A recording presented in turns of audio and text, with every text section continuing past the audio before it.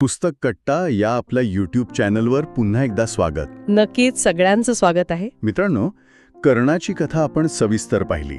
म्हणजे त्याच्या जन्मापासून ते अगदी युद्धापर्यंतचे अनेक पैलू आपण तपासले. हो, अगदी मुळापासून आपण ती कथा समजून घेतली आहे. पण आता पुढे आपण जाणून घेणार आहोत एका वेगळ्याच व्यक्तीचा दृष्टिकोन, शोण याचा दृष्टिकोन. शोण, कर्णाचा सख्खा भाऊ. अगदी. त्याच्या बालपणापासून ते आयुष्याच्या प्रत्येक टप्प्यावर त्याच्यासोबत राहिलेला एक जिवलग साथी. बरोबर. आणि म्हणूनच मृत्युंजय या कादंबरीमध्ये शोणाचा दृष्टिकोन अतिशय वास्तव आणि जवळचा वाटतो. हो ना, कारण तो कर्णाला केवळ एक महान योद्धा म्हणून नाही बघत, तो त्याला एक भाऊ म्हणून पाहतो, एक माणूस म्हणून पाहतो. आणि हेच आजच्या आपल्या या सखोल चर्चेचे मुख्य सूत्र आहे.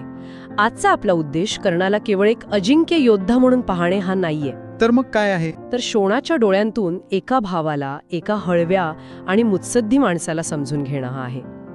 इतिहास नेहमी जेत्यांची स्तुती करतो, पण तो योद्धा जेव्हा रणांगणावरून तंबूत परततो, आपल्या चिलकताशिवाय असतो, तेव्हा तो कसा असतो?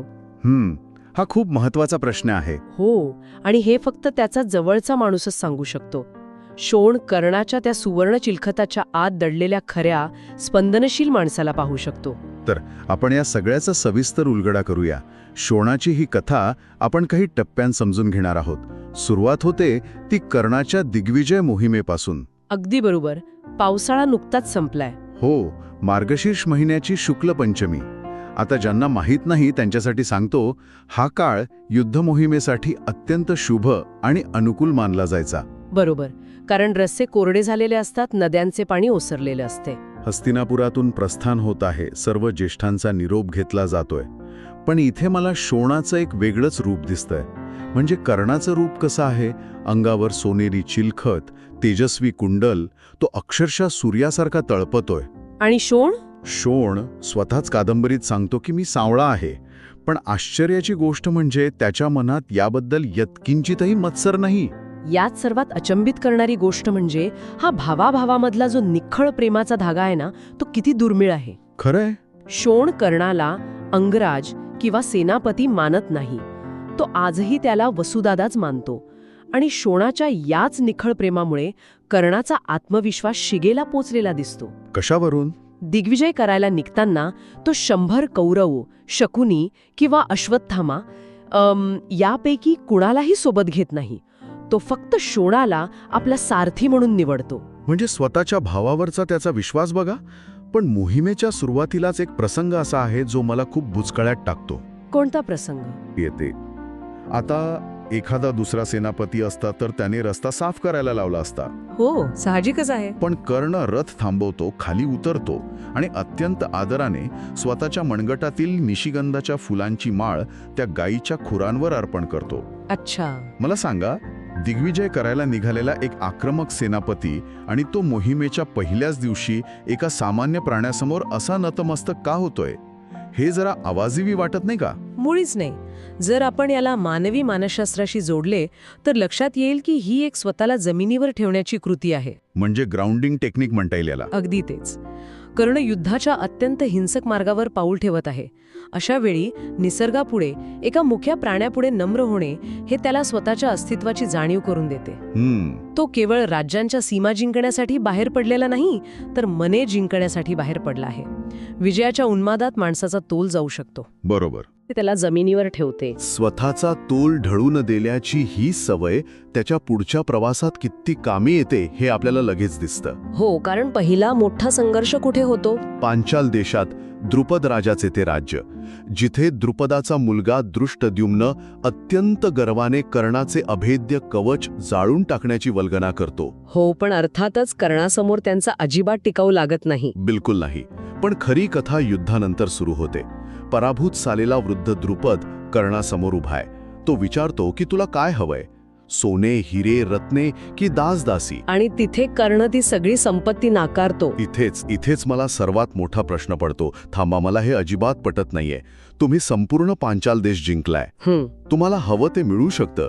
तुम्ही इतकी मोठी मोहीम राबवताय ज्याला प्रचंड रसाद आणि पैसा लागतो. बरोबर आहे तुमचं म्हणणं.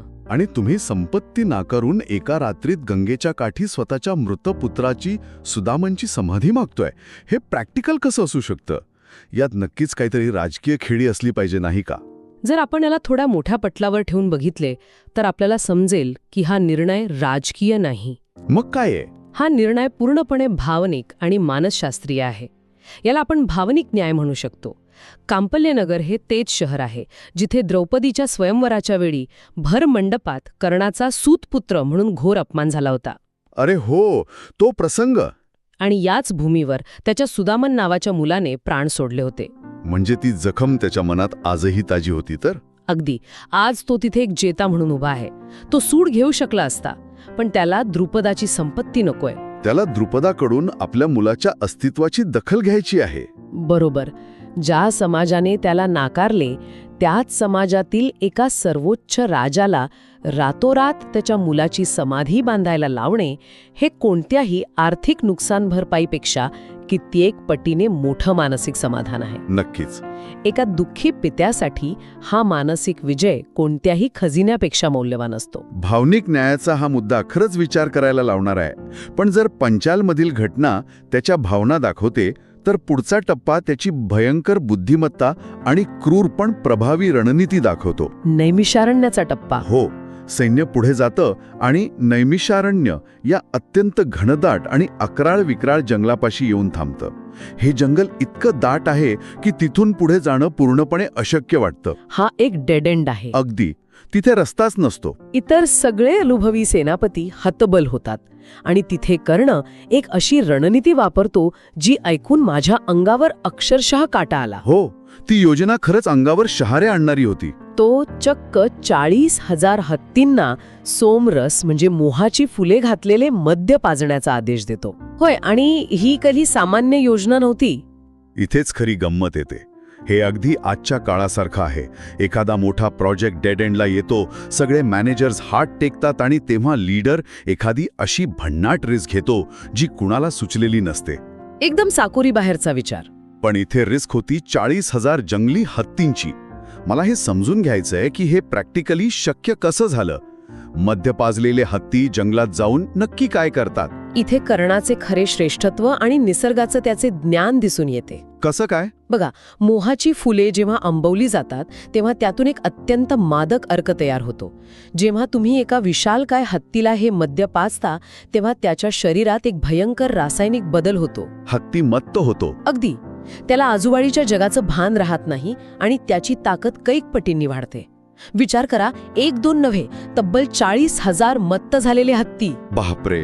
ते अक्षरशः एखाद्या जिवंत दुन्नोझर सारखे जंगलात घुसतात आणि प्रचंड मोठी झाडं मुळासकट उपटून सैन्यासाठी महामार्ग तयार करतात. 40,000 हत्तींची ती धडक, तो आवाज आणि तो विध्वंस नुसती कल्पना करूनच भीती वाटते. पण इथेच थांबलो तर आपण कर्णाच्या बुद्धिमत्तेवर अन्याय करू. म्हणजे या पलीकडेही काही होतं का? हो तर.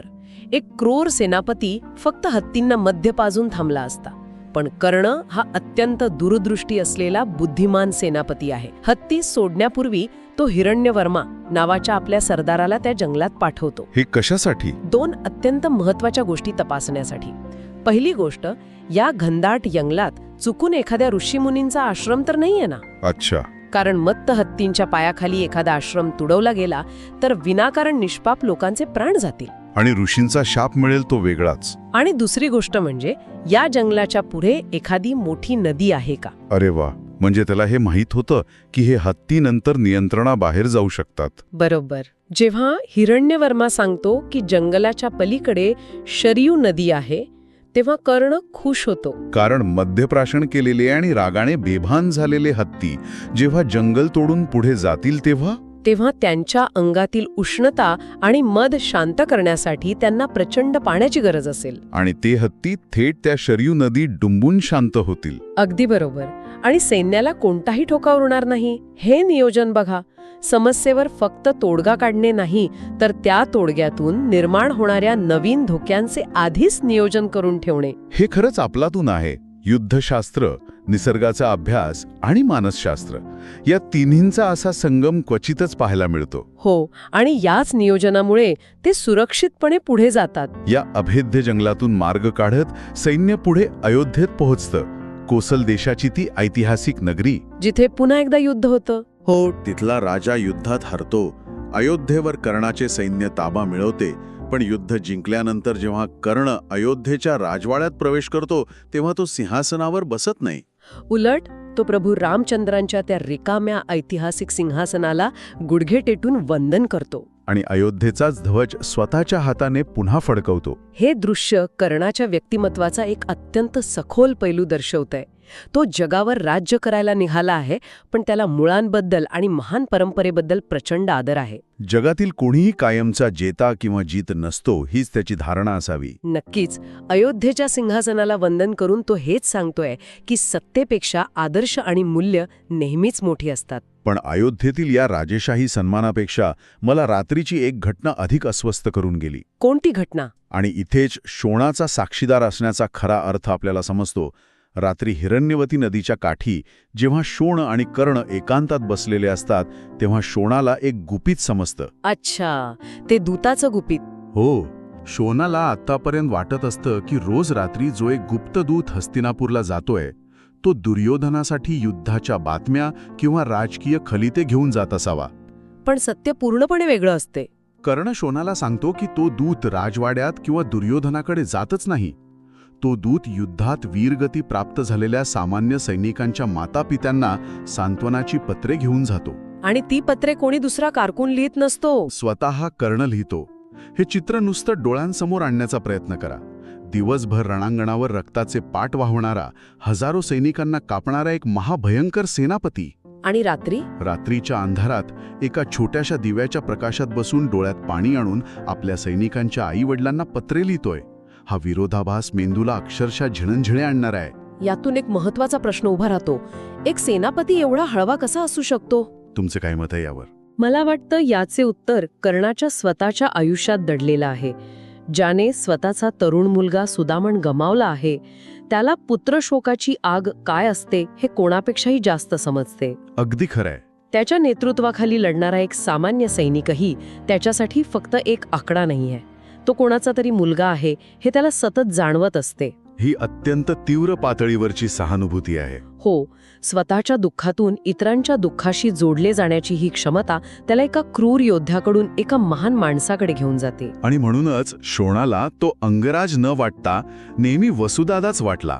आता या संपूर्ण मोहिमेचा शेवट ज्या प्रकारे होतो तो तर या संपूर्ण चर्चेचा कळस आहे. तो पूर्व समुद्राचा टप्पा. हो, त्यांचा प्रवास पूर्व समुद्रापर्यंत जातो.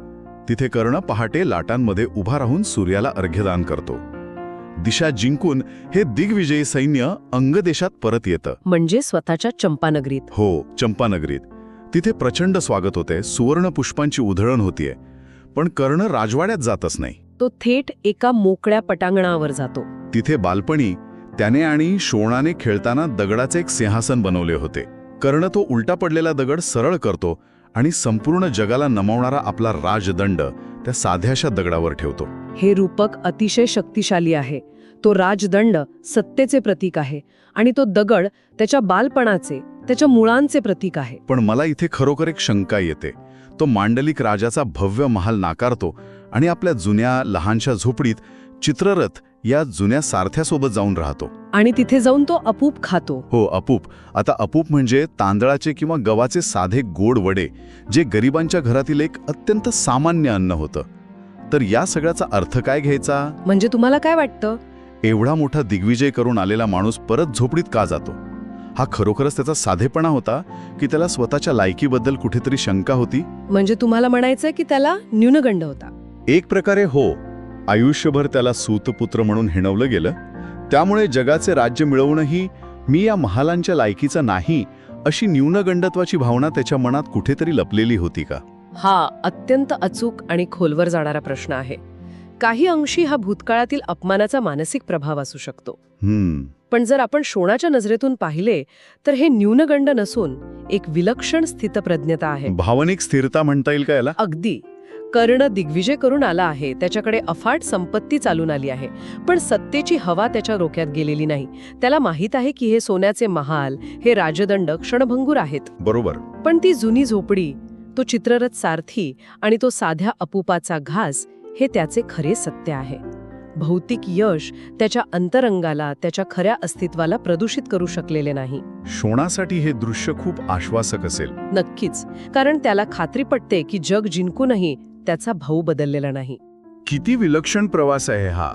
शोणाच्या या दृष्टिकोनामुळे आपण कर्णाचा एक असा चेहरा पाहू शकलो जो एरवी इतिहासाच्या सुवर्णपानांमध्ये कुठेतरी हरून गेला असता. खरंय, रणांगण गाजवणारा योद्धा ते 40,000 हत्तींना हाताळणारा रणनीतिकार.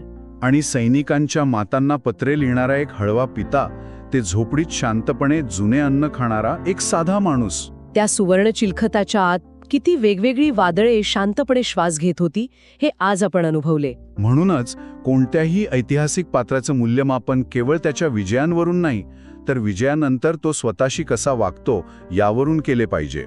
शोण नसता तर आपल्याला कर्णाची ही मानवी उंची कधीच मोजता आली नसती. आणि म्हणूनच शोणाचा हा दृष्टिकोन इतका मोलाचा आहे. जाता जाता या सगळ्यावर विचार करताना एक गोष्ट मला प्रकर्षाने जाणवते, जी मी तुम्हालाही विचार करायला देतो. कोणती गोष्ट? कर्णाने हा दिग्विजय खरोखर जगाला आपली ताकद दाखवण्यासाठी केला होता, की जगाचे राज्य मिळवूनही मी माझ्या आतून तोच जुना माणूस आहे हे स्वतःला सिद्ध करण्यासाठी केला होता? सगळं जग जिंकूनही आपली मुळे न विसरणे हा खरा दिग्विजय नाही का? हाच विचार आज सोबत ठेवूया. इथेच थांबूया आपल्या या सखोल चर्चेत. नक्कीच. पुन्हा भेटूया.